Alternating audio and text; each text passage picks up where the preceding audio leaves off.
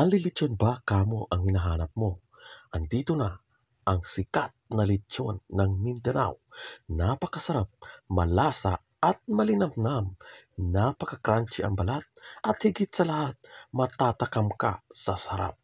Kaya ako, pinasyalan ko ang lugar na to. Mula Metro Manila, pinuntahan ko ang Tagum City upang makakain lamang ng anlilitsyon. Napakasarap talaga nito. Kaya tara na sa Gian's Eatery. Ito yung loob ng kanilang eatery o kainan, restaurant. Ngayon naman, ating panoorin ang labas. Ito ang labas ng kanilang kainan. Ang Gian's Anlilitsyon Baboy ay bukas araw-araw. Matatagpuan po ito sa Puroxi, Suway Baguio, Mag-ugpo North, Tagum City. Tara, kainan! Good morning mga kalaboy. Bago tayo bumalik ng Manila, kakain muna tayo sa Eat All You Can 299 ng Tagum City. Nagbabiyahe tayo ngayon upang mapuntahan natin ang lugar na yon. Kaya I'm excited na puntahan na yon kasi yun talagang sadya ko. Tara, samahan niyo ako sa aking laboy.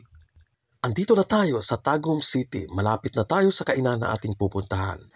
O ayan, ang tinatawag nila na G-Mall. Yan ang pinakasikat na mall sa lugar na ito. Babaybayin natin upang ating mapanood ang ganda ng kanilang mall. Ang kagandahan dito mga kaibigan, ang kanilang tricycle, nag-iisa lang ang kulay. Kulay green lang lahat. Uniform po iyan. Tara, pupuntahan pa natin ang isang mall na matatagpuan dito. Ito yung mga kauna-unahang mall na nandito sa lugar na ito. Ito ng cinema. Okay? Pupuntahan natin ang isang mall. Saglit lamang, mapupuntahan na natin yon. Kasalukuyang nasa bus tayo, umalis tayo doon ng alas 8 ng umaga at kararating lang natin ng alas 11 ng umaga. 3 oras pa ang ating binyahe. Ito na po ang pangalawang mall. Ito ang NCCC Mall of Tagum. Maraming salamat. Malapit na tayo. Tara, let's go. Papasok na tayo. Dahil gutom na tayo, ating susulitin ang ating punta rito. Mga kaibigan, pasyal din kayo dito. Mabubusog ka. Ito ang aktual na mga pagkain na ating inabutan. Merong mga desserts, mga cakes, cupcakes, meron ding mga blanca, iba't ibang cakes, meron ding kutsinta, may macaroni tayo. O ayan, mga iba't ibang cupcakes, meron ding pinya, may kamote. Ito na yung ating lechon na pinakapaborito. Pupunta naman tayo dito sa kabilang banda. Meron tayong fried rice, meron tayong pansit, meron tayong crabs, meron tayong pork stick, meron tayong shrimp. At higit sa lahat, ang pangalawa kong paborito, ang kinilaw. At ito naman ang mga nakasabayan kong kumain sa mga oras na ito. Dito po, kararating ko ng 11 in the morning.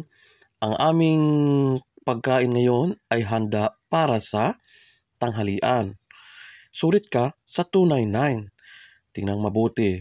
O balik ng balik. Another batch na naman to. Mga naka-uniform. Nagtatrabaho po ito. Kaya sulit talaga rito. So guys, kain tayo. Moment ko na to. Kaya lubos-lubusin ko na to. Ang sarap. Wow. Sarap ng lechon. Malasa at malinamnam. Kaya lubos-lubusin ko to. Wala to sa Manila na ganitong anlilitsyon o eat all you can. Kaya kakain ako rito ng todo-todo.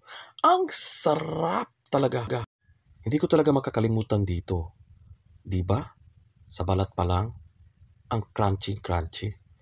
Dumating ako rito ng alas 11 ng umaga at umalis din ako ng alas 12 ng tanghali.